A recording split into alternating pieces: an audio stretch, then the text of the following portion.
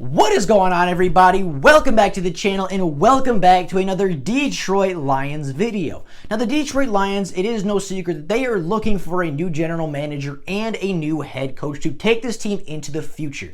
However, even as exciting as that interviewing process is, even as exciting as this process is, looking at new GMs, theorizing, analyzing a bunch of people, looking at all the potential head coaches and the potential GM candidates that could be coming in, there are quite a few people surrounding the Lions. There's a lot of Lions YouTubers. There's a lot of Lions fans that think that this Lions team is not going to be the most appealing job to many candidates, right? It's not going to be the most appealing job. There are other jobs out there where either the cap is better, the picks are better, the team is better already. Like, apparently, according to many Lions fans, there are a lot more appealing jobs out there. And in this video today, I wanted to go over the Lions job. Look at how appealing this job would be for a general manager and a head coach. Talk about the current talent that's on the team, because that's obviously very important. Talk about the cap space that this team has and what they can use to improve the team in the offseason. And then, of course, look at the draft picks and look at what young talent they can bring in, look at where they sit, and kind of go over where they are as a team right now. Kind of go over where the Lions are as a team, and then compare that to some of the other big name teams looking for a general manager and a head coach. Kind of compare and contrast them and see where the best job actually lies for a potential head coaching candidate or a potential GMing candidate looking for a new home next season. Now, before we get into the video and before we get into researching and going through the Lions organization, if you are new to the channel and are enjoying this Detroit Lions content, please consider liking the videos and subscribing to the channel. It takes only 2 seconds out of your day to do so. Helps the channel out more than you could know. I'd be greatly appreciative for it. It'd be super helpful to me, and it would be just fantastic if you could take those 2 seconds out of your day to like and subscribe. But with all that being said, and without any further ado, let's get right into looking at the Detroit Lions organization and look at how appealing these two jobs are for potential candidates looking for a new home in the 2021 season.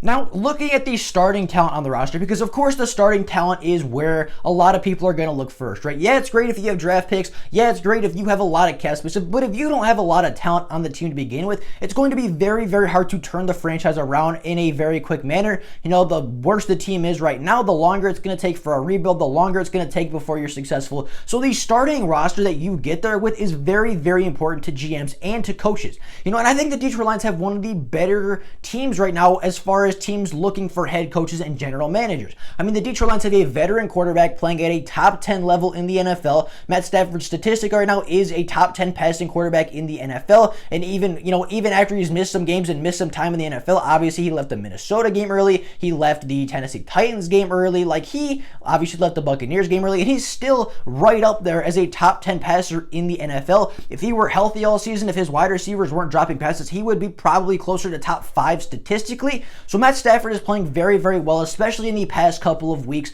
especially in the past couple of weeks where he has been healthy. Matt Stafford has been at the top of his game, playing at an elite quarterback level. You have two very good young running backs in Carrion Johnson, a guy that showed a lot of flash his rookie season and has been very good, kind of a sneaky good player for the Lions this season, mostly in pass protection. But when he has gotten carries and has gotten passes, he has made the most of them and has done a fairly decent job at, making the most out of his touches that he's getting.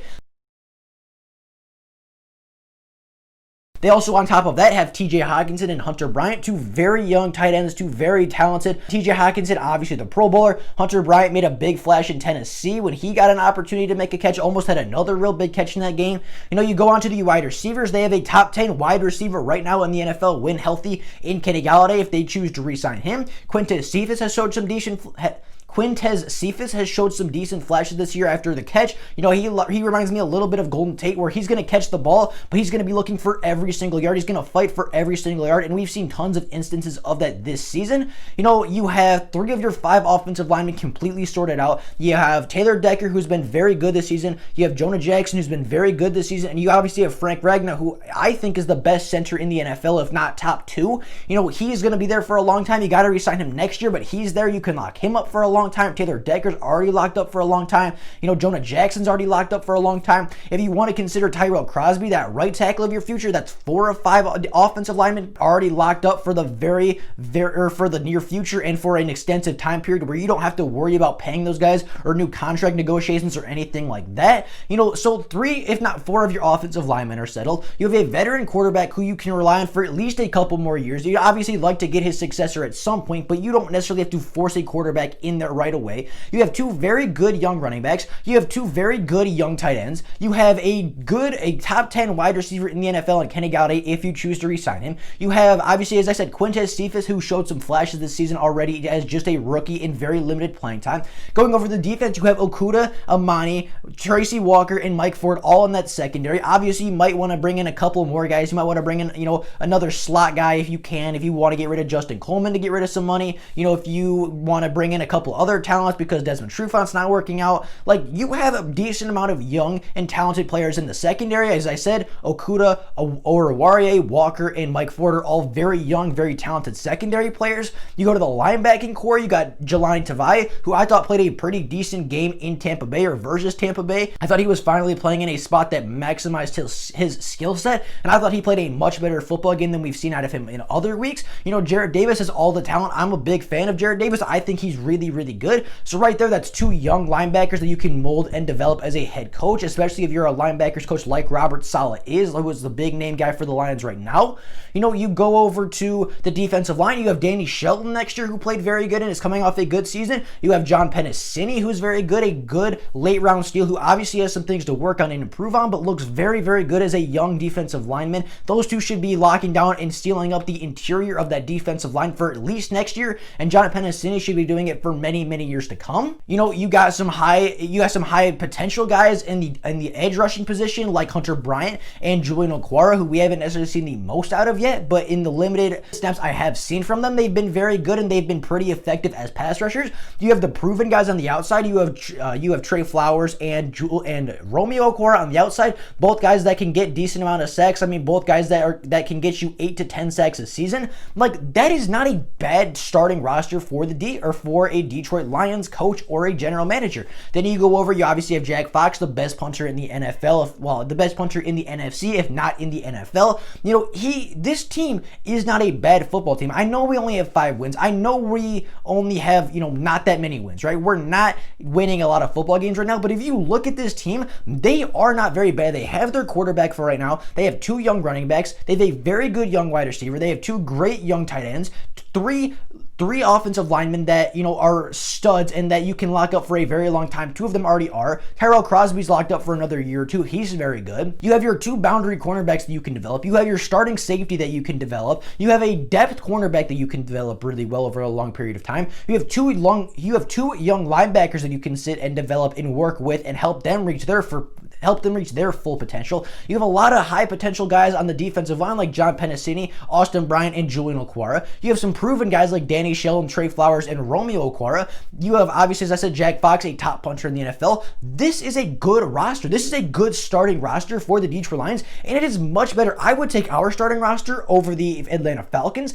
I would take our starting roster over the Houston Texans, and I would take our starting roster, of course, over the Jacksonville Jaguars. Those are the 3 other teams looking for big name coaches and big name GMs this offseason. I believe the Jets will be there at some point as well, but even then, I would take our roster over the Jets roster. Obviously, there are bits and pieces that I wouldn't take from theirs over ours, right? There's a couple of positions here and there that we're not the best at and they are better at, but as an overall roster, this team has a decent amount of talent for a head coach and a general manager to work with as soon as they get here, and they don't have to they're not going to be forced to draft a quarterback. They're not going to be forced into drafting an offensive lineman. They're not going to be forced into, playing somebody too early, because we do have a decent amount of talent and a decent amount of depth already on this football team that they can work with immediately, and it's not going to be a full-on rebuild so much as a retooling and a little bit of patching up here and there to get this team back to the playoffs. Moving on to the cap space for the Detroit Lions, the stuff that they're going to use to improve, to patch those holes that I just mentioned. Right now, the Detroit Lions sit at about $10 million, almost $11 million in cap space right now, which is ranked 19th in the NFL. So it's not horrible. It's around average, a little little bit below average for the Detroit Lions.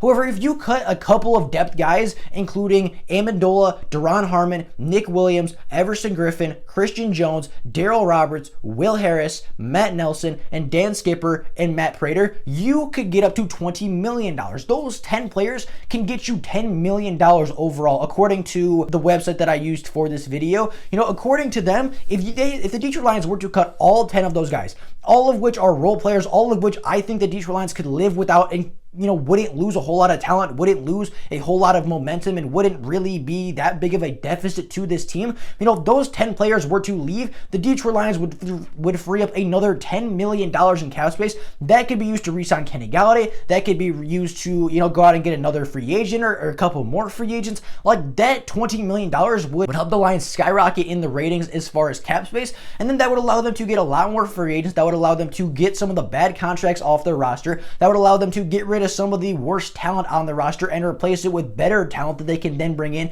and develop and get better and better and better at. The Detroit Lions are not in a great cap situation. I will agree. I will say that flat out. They are not in a great cap situation, but they're not in a bad cap situation either. I think they have a decent amount of money to work with. I think that's something Bob Quinn does decently well, or did decently well for the Lions, is he kept the cap space pretty decent. He kept the cap space manageable. He didn't really go over. He's not going to go in depth like some of the other teams are. The Texans are super far in debt. The Atlanta Falcons are super far in debt as well. So both of those teams have less cap space than the Lions. So if you're going to look at cap space as a big factor for coaches and GMs, well, the Lions have more than the Falcons and the Texans. In fact, both of those teams are in negative cap space right now. You go over to the draft picks, right? The Detroit Lions only have 5 draft picks, which is a huge deficit. That might be a little bit of a turnoff for coaches and GMs, but they're also sitting number 7 in the draft right now with the potential to jump all the way to number 3 in the draft by the end of the week. So if you look at this team, right, for the Detroit Lions, yes, you have 5 picks, but you could always trade down. You could always get the number 3 overall pick. There's always a chance of that happening. And then at that point, you could always trade back for more picks, more capital in the draft, more selections, and more players, of course, meaning. So it's not like the Lions are stuck. It's not like the Lions are a bad situation for teams. Comparing the Lions situation to the other 4 teams that I mentioned, or the other 3 teams that I mentioned, the Jacksonville Jaguars, the Houston Texans, and the Atlanta Falcons, the Lions, to me, are better than 2 of those teams. They're better than the Texans because the Texans have less cap space and less draft picks than the Detroit Lions. They have a lot of bad contracts similar to the Detroit Lions, but unlike the Lions, they don't have the cap space to fix it, and they don't have the draft picks to go out and get younger talent to replace the older and aging talent. You look at the Atlanta Falcons, they have a decent roster. They sit at a very similar situation in the draft to the Detroit Lions. However, they are negative $24 million in cap right now. They are $24 million in debt in cap space right now. So they don't have the money to really go out and get anybody. They don't really have the money to go out and get a big free agent or to plug some of the holes that they definitely have in the roster. The only real situation that I would say is better for a general manager and a head coach right now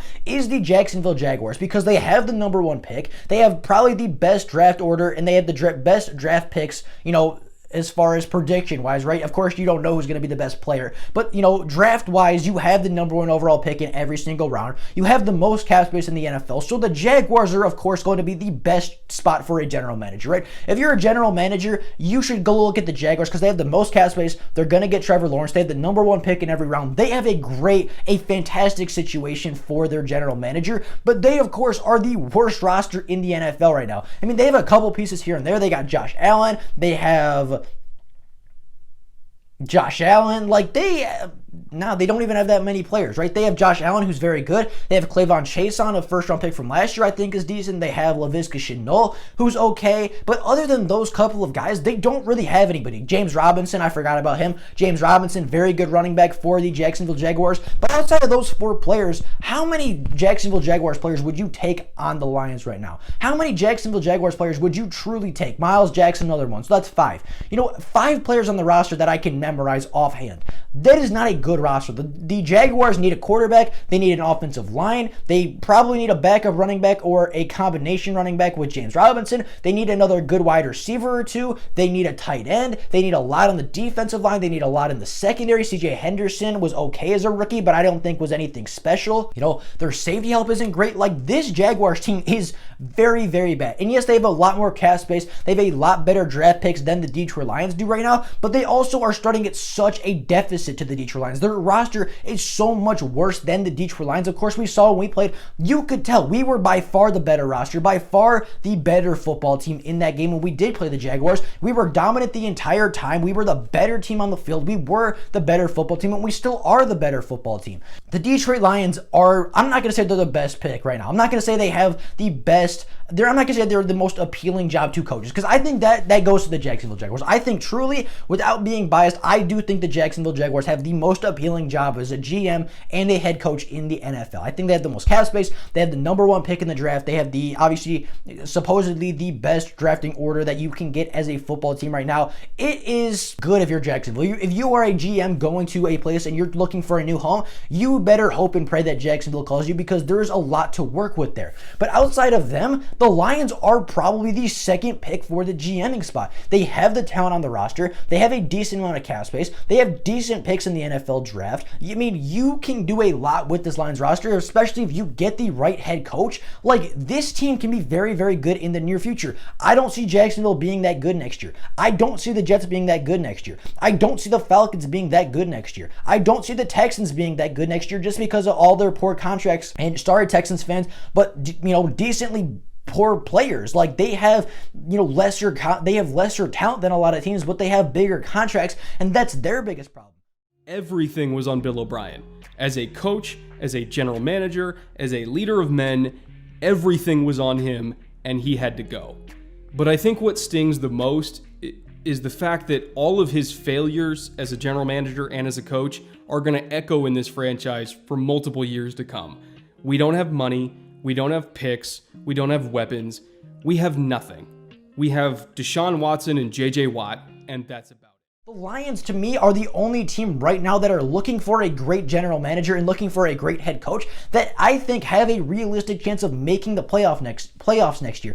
Of course, the Texans always could, because Deshaun Watson's a great quarterback, and a great quarterback can take you very far. But again, I don't see the Falcons going to the playoffs. I don't see the Jets going to the playoffs. I don't see the Jaguars going to the playoffs. I can maybe see the Texans going to the playoffs if they get a couple late round steals, or if maybe they were able to finagle something with some contracts and maybe get a nice player or two. But overall, out of all the teams right now looking at general managers and looking at head coaches, the Lions to me are the best overall roster. They're the best starting roster that a general manager is going to find right now. They have a decent amount of cap, a decent amount of draft picks, and they have a realistic shot with a good head coach and a good scheme on the offensive and defensive side of the ball of going back to the playoffs. So the Detroit Lions, some people say, oh, they're not the top pick. Oh, they shouldn't be the top pick. Oh, general managers are not going to want to come here. Why not? I mean, people say the Lions have poor cap space. They don't really. They have $10 million. I said if you release those 10 role players or backups, you could have up to $20 million. They're saying, oh, we only have 5 draft picks. You could do a lot of damage with 5 draft picks, especially if those are the third pick in every single round.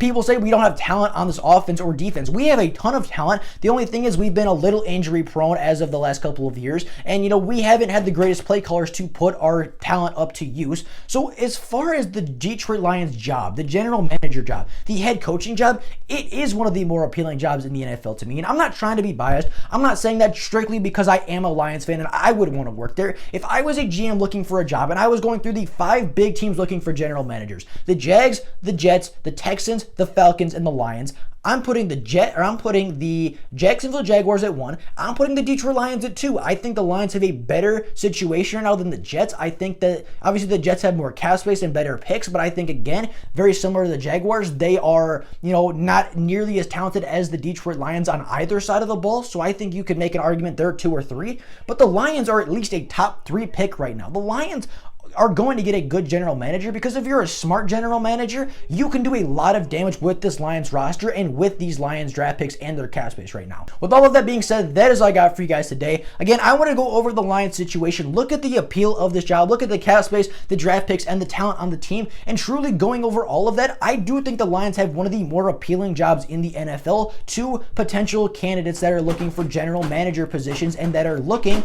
for coaching jobs. But with all that being said, that is all I got for you guys today. Hope you guys enjoyed the video. Have an absolutely fantastic rest of your day. If there is Lions news before tomorrow, then I will obviously make a video letting every single person know. But until then, that is all I got for you guys today. Hope you guys enjoyed the video, and I will see you all tomorrow with more Lions content. Thank you all so much for watching. Bye, guys.